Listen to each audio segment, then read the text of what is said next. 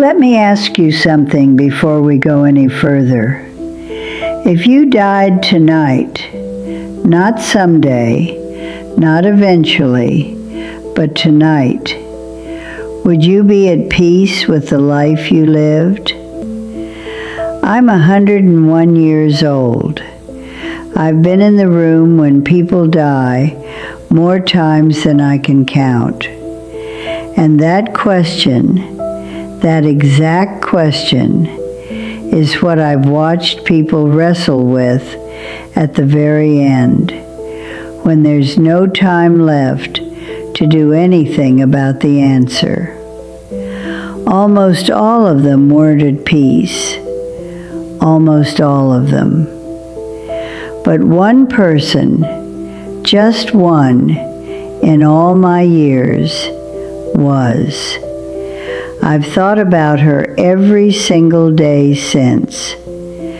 But before I tell you who she was, you need to know who I am. Because where I've been is the only reason any of this means anything. My name is Eleanor. I am 101 years old. I've outlived 2 husbands, my younger sister, most of my friends, and every single person I sat beside in school. At my age, death isn't something you fear the way you once did. It becomes familiar, like an old neighbor you've learned to live next to. You don't invite them in, but you're no longer startled when they appear at the door. I grew up in a small town, married young, raised 4 children, worked as a nurse for 31 years, and in those years, both on the ward and off it, I was present for more endings than I can count. What I'm about to tell you, I don't say to be morbid. I say it because I'm 101 years old, and I don't have the luxury of wasting words on things that don't matter. And this matters more than almost anything I know.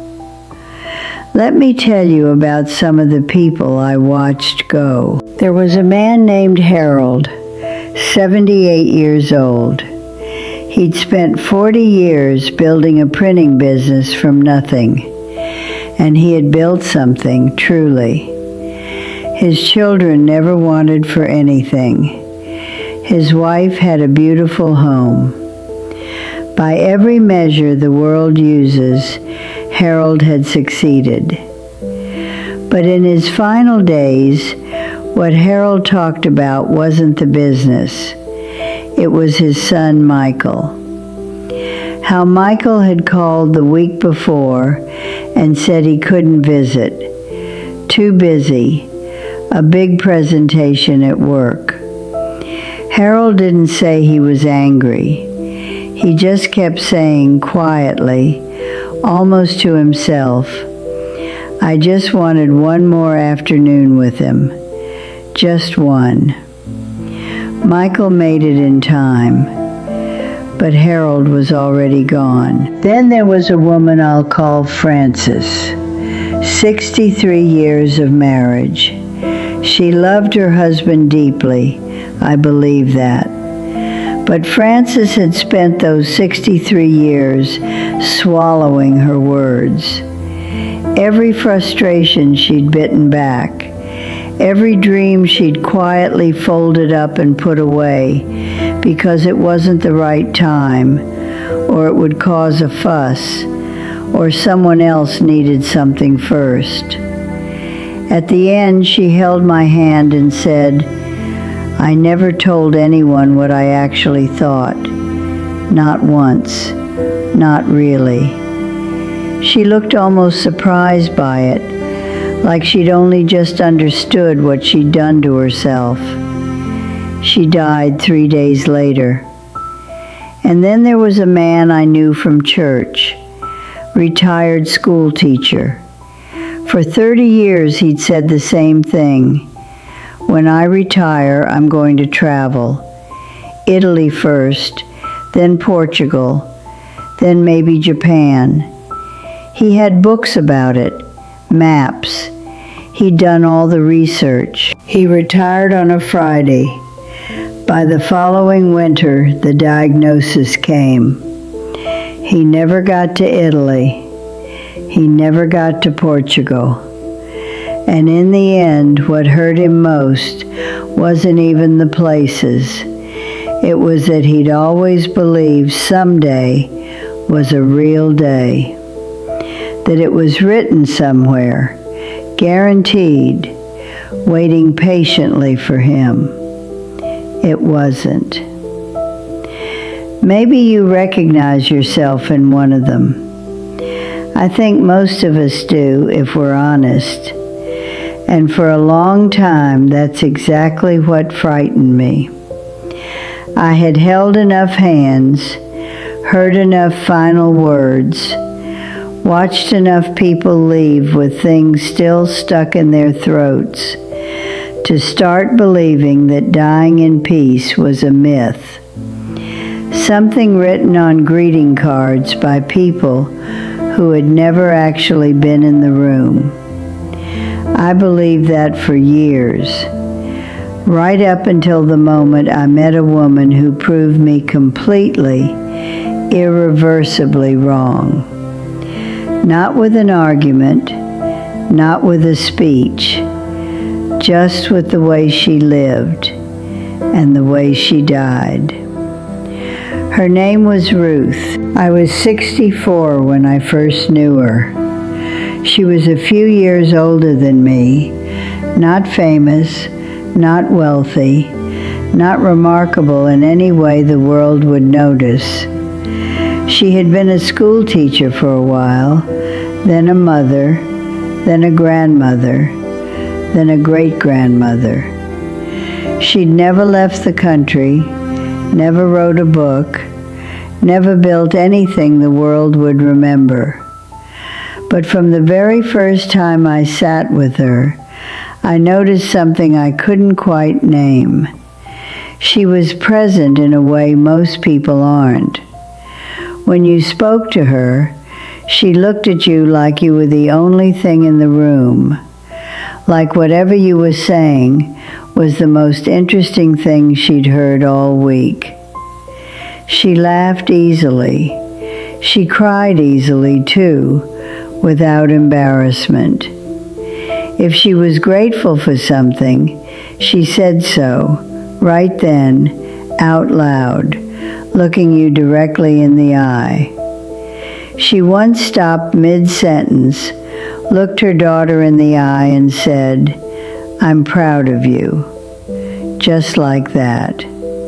No birthday, no reason. Her daughter looked stunned. Ruth just smiled and kept going. That was the difference. She never waited for a reason to say the true thing. That was Ruth. She didn't save things for later. She told people she loved them, not at funerals, in eulogies, on ordinary Tuesdays. She said no to things she didn't want to do, plainly without a long apology attached. She said yes to things that brought her joy, even small things, even things that inconvenienced her slightly. She took the trip when she had the chance. She had the conversation she was nervous about. She asked for help when she needed it and didn't call it weakness. She didn't wait to find out if the timing was right. She decided that most of the time, right now, was right enough. When Ruth was dying, she was 89. I sat with her family in that room, and I watched her look, slowly, at every face around her bed. Her daughter, her son, her grandchildren, a few old friends who had made the drive. And then she said, quietly but clearly, "I did what I wanted to do, with the people I wanted to do it with. That's all any of us can do." Then she closed her eyes, and she was gone. I have never seen anything like it before or since. The room was sad. Of course it was sad we were losing her. but it wasn't heavy the way those rooms usually are.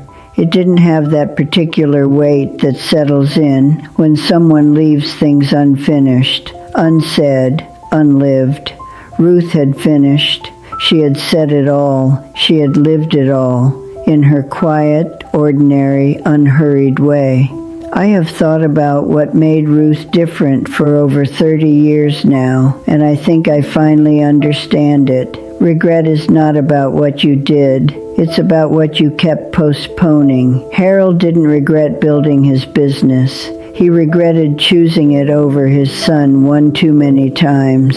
Frances didn't regret being a devoted wife. She regretted never once saying what was actually true inside her. The school teacher didn't regret being responsible with his money.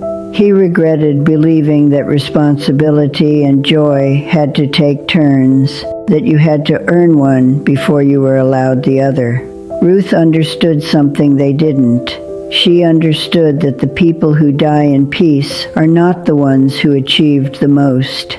They are the ones who said the most, felt the most, showed up the most, for the people right in front of them on the ordinary days, without waiting for a special occasion to make it feel justified.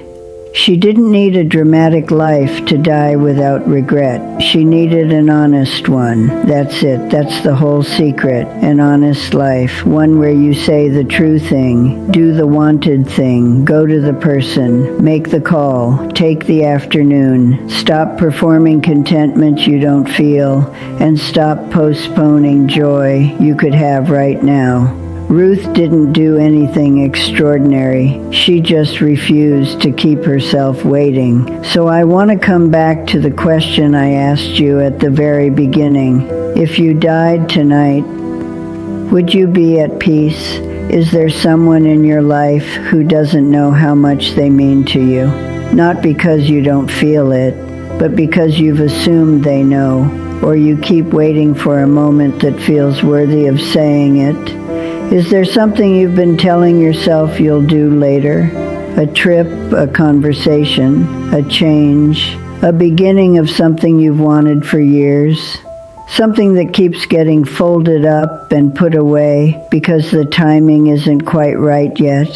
When you picture yourself at the very end, what would you be afraid you hadn't done? I know what you're thinking. You're busy. You have responsibilities, bills, obligations, people depending on you. So did every single person I watched die with regret. Not one of them was lazy. Not one of them was careless with their life. They were just convinced that later was a real place they would eventually arrive at.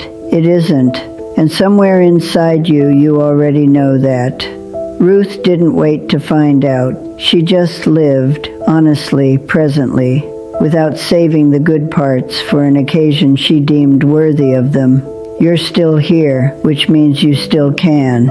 I'm 101 years old. I don't say that to impress you. At my age, surviving is mostly just stubbornness. I say it because I have watched enough life and enough death to know the difference between what actually matters and what only feels urgent in the moment.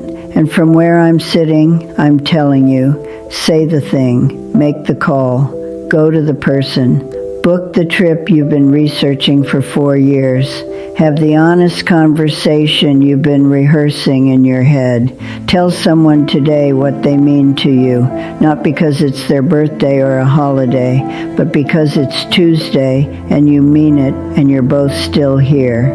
Don't put it in the pile of things you'll do when life is less complicated. Life will not get less complicated, but it will get shorter. Be a little more like Ruth. Before you go, leave me a comment. Tell me one thing you've been postponing that Ruth would not have waited on. I read every single one, and at 101, I have the time.